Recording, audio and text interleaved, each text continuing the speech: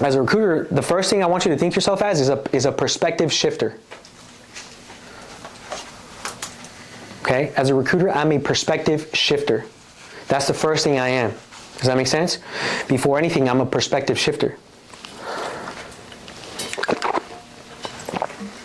Now, going back to the mindset and the purpose piece, right? Here's what I learned perspective means.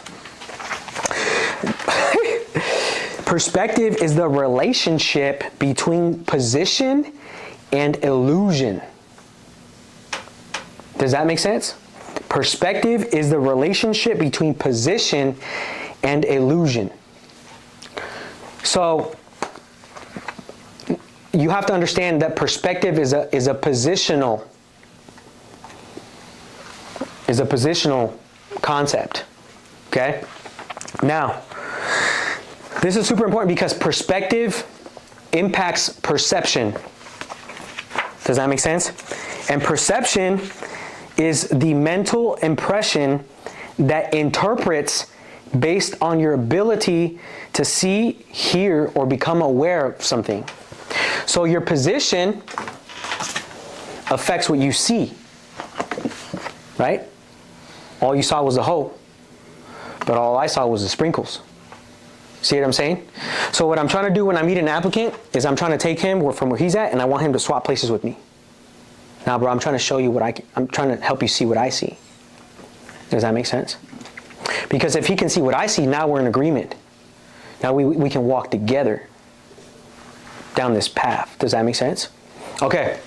Now, that is like the framing piece is like the main thing, because I told you guys frame creates a focus, right?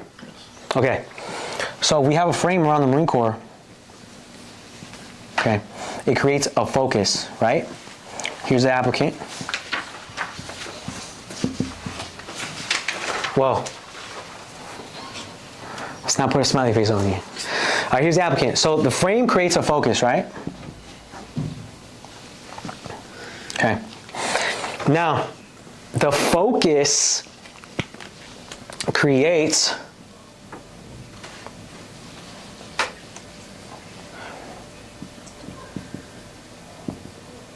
a belief. Okay? What you focus on creates an image in your mind about the thing that you're focusing on. Does that make sense? So if I have an applicant and he's on the negative side, and his frame is, the focus is he's going to die if he joins the Marine Corps, guess what he's picturing in his head? Him don't die. I'm picturing a tombstone, my mom getting delivered a flag. You know what I mean? That's what he's picturing in his head. That's super important because you have to understand that human beings think in images. Right? I'm sure you guys have heard me say that before. But human beings think in images. Right? If I put this on the board, what do you picture? Cat. The cat. You picture a cat, right? You picture a cat. Check this out. Don't think of an elephant. You probably saw an elephant in your mind, right? Like you have to picture an elephant to not think about the elephant. Does that make sense? So as recruiters, we gotta, number one, we're changing frames, right? We're perspective shifter first. We frame, we change perspectives, and then that drives a focus on our applicant. The applicant, that creates an image in their mind. Okay? So you have to understand, this is super important, right? I don't feel like they emphasize this enough. In BRC. But the reason why this is important is because our words help our applicants create a picture of the Marine Corps. Does that make sense? So you have to be really careful with the words that you use. So one of the main things that I would encourage you to do is think about what is the message that I'm portraying to the applicants about the Marine Corps when I'm speaking to them. You know, what frame of mind do I currently have? Because here's the thing, right? If you have a frame of mind right now that's negative, you ain't getting you're not getting anybody on the positive side. It's not going to happen. Because you guys are both on the negative side, even though you're pretending, right? You're pretending the Marine Corps is good for you. You're pretending the Marine Corps is good for them when you don't even believe it's good for you. Yes. To use Vasquez as an example, Okay. because he has had an extremely negative outlook. I mean, I'm sure when you saw him, the times, just like any recruiter, they walk in and they've gotten 3 no-shows that have already texted him saying, "Hey, I'm just going to reschedule," or what have you. Today. And then all of a sudden we're sitting there and he just finished the interview. And I was like, all right, so what did you really change during the interview? Gotcha. Vasquez, what do you think, what's the roadblock, man? Like, what is the friction that you're encountering when you're sitting down and having interviews? Like, talk to me about your mindset before the applicant comes in. Like, is there something going on in your head that like is on repeat? Like, what are you picturing when you're expecting your applicant, right? You're like setting everything up, getting ready. You sit down, it's finally good. What do you say to yourself at that moment? I usually just think to myself, like, what am I going to be doing different that I keep messing up all these other times to eventually obviously get, which I think that same mindset that I kind of have is not good, but what's going to get them to agree. Okay. And which kind of goes to the point where I'm only focused on like not that, I mean, I sound messed up for saying that, but it's like, because I do generally want to care and like see them succeed. I mean, I have them. I mean, I have, pool leads that, are thankful, they're grateful for the opportunity I've given them. And like, I see that, and that makes me feel good.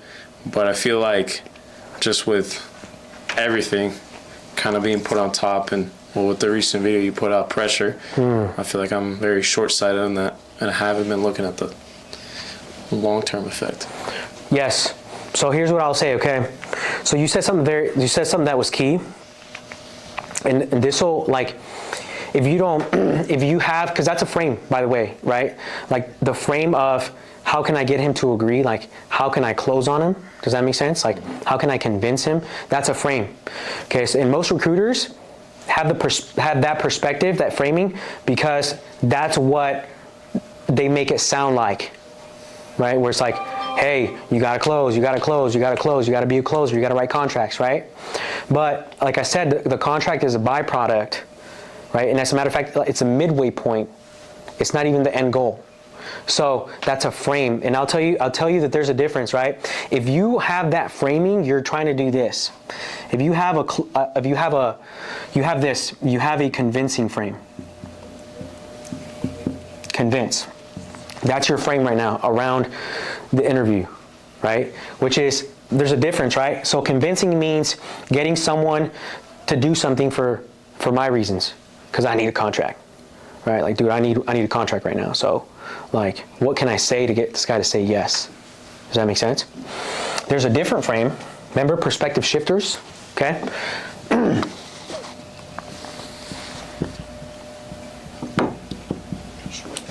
The frame of persuading, a persuasion frame, which is totally different, right? Persuading is getting someone to do something that they want to do for their reasons. Does that make sense? Because that's why I said earlier, as a recruiter, if you enter the conversation in the right frame, with the right frame, the opportunity frame around the Marine Corps, the applicant will say yes if you are able to uncover enough value for them, right? Not project the value that that the things that you value about the Marine Corps. Does that make sense? Like, if you try to tell people about the value that you found in the Marine Corps, convincing, right? If you try to figure out how the Marine Corps can help the applicant, persuading.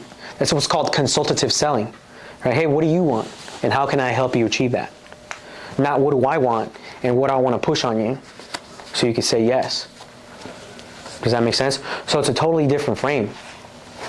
So just switching that frame, man. So it's like, so here's what I would say, okay? Because and I have like one of the things that I always talk about is you have to be very intentional about what you do here on a daily basis, because we plant seeds out here, right?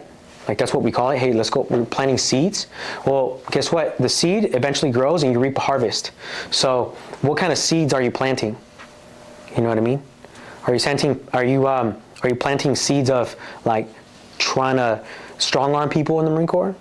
Because the harvest to that is people become resentful towards you because you're pushy. You know what I mean? Like, nah, bro, like this guy's thirsty, right? He's got contract breath. I know he's just trying to get me. Does that make sense? Or are you planting seeds of persuasion, right? Where it's like, hey, he actually helped me see the value in the Marine Corps, and like he's helping me accomplish the things that I want to achieve even before I go to boot camp. Now you become a helper. You see? And I don't know if I've shared this with you guys before. Maybe I have, but I know recruiting duty is a form of ministry. And do you guys know what that is? Service, right? The definition of ministry literally is the definition of ministry is serving God through serving people. Does that make sense? And I'll tell you this: when you become a servant, instead of a master, you know what I mean? You're gonna get more results, because a master can only be one. Does that make sense? As a servant, you're a point of leverage. Does that make sense? So I look at it kind of like this, okay? If you're on top and everyone's on bottom, well, guess where you're headed? Down. You see? But if you're on the bottom and you're serving and everyone's on top of you, guess where you're going? Going up. See what I'm saying? Like, everything happens by law. Get me? So in Scripture it says, if those who want to be first should be last. See what I'm saying? So if you want to be the greatest, you got to be last. And as a matter of fact, the Marine Corps actually adopted that, right? Leaders eat last. See what I'm saying? But I feel like we've lost that. We've lost that somehow when we come out here because of the pressure, right? Because of the results-based business, right? Like, where are my results? Where are my contracts? Where are my appointments? Well, I can only have an appointment if I'm looking for someone to serve. Does that make sense? So when you come into this office, like before you even walk through the door, this is the question that I would ask myself. Who am I serving today? You know, who am I serving today? Or before if you have an appointment and the guy's coming in for an interview, you say, okay, now I do this through prayer, right? You could do it your own way, but I do it through prayer. You know what I mean? A lot of times I'd sit out in that parking lot, and before I even came into the office, I'd be praying, right? I'd be praying for wisdom. I'd be praying for God to help me serve the people, right, around me in the best way possible. Because I know that I myself don't have the power. Like, I can't convince anyone. You see what I'm saying? But God can show me how to help them. And that's how we become successful out here, right? So one of the things that I would say is, before you even come through that door is number one, change what you believe about when you walk through that door. Like, here I am, another day of prospecting. Speed this morning. See what I'm saying? Or like, oh yeah, I get to serve somebody today. Do you see even like the difference between how that sounds, like how it makes you feel when you say those things, right?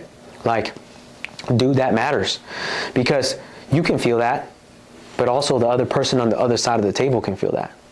You know what I mean? And so when they sit down in front of you, they're like, this dude's vibe's off. You know, like, it's icky. You know what I mean? So, and here's the thing, man. The only reason why I know that is because I was there. You know what I mean? Like, that was me. You know? And I struggled, and I literally spending freaking all day at the office till 12 a.m. prospecting acing at 12 a.m. You know what I'm saying? Midnight, freaking 1 a.m. They don't know what that's like. You know what I mean? like for 6 months, 8 months straight until I freaking hit rock bottom, bro. My girlfriend at the time left me because I was never home, right? I didn't have time for her. Couldn't blame her. You know what I mean? And then I was just stuck with myself and my sorrows. But then I realized, like, dude, I gotta change something because this isn't working. I was the fly, right? Trying to break through the window, but I wasn't gonna get anywhere. And then I said, you know what, dude? I don't like. So here's the thing. I wrote a 0. This is what happened, right? I wrote a 0 when I was on the streets in December. And back in those days, they would make you drive to 0 training, right? So I drove to 0 training, and I was sitting there, and I was just looking around, you know, and I drove 4.5 hours to the RS at this point in time, because I was in Brownsville, and the headquarters was in San Antonio, so I drove 4.5 hours. And then I received 2 hours of training that really wasn't even training, right? And then I drove 4.5 hours back so I could go back and prospect, so I could have appointments for Monday. See what I'm saying? And something happened on the drive there and on the drive back where I was like, I'm never doing this again. Like, I'm never doing this again. And I said, you know what? I don't even care about the numbers. And I'm telling you this, like, if you could say that, that's a good thing, right? I don't even care about the numbers. I'm going to see how many people I can help while I'm out here. And I'll tell you, once I made that perspective shift, it affected everything. It affected everything, like the way I made my phone calls, how I sounded on the phone, how I approached people at the schools, the way I treated the faculty, and things like, I'm not even kidding, overnight, bro, overnight. And even the people, this is crazy, even the people that I had prospected before with the wrong mindset hit me back up. I'm like, hey, I've been thinking about it. I think this is the best, like, this is a good option for me. And like, no, it's a great opportunity. See what I'm saying? So, like, change what you believe when you walk in through that door, and then change what you believe about what you're here to do when you sit down with an applicant, kneecap to kneecap. I'm here to help. You know what I mean?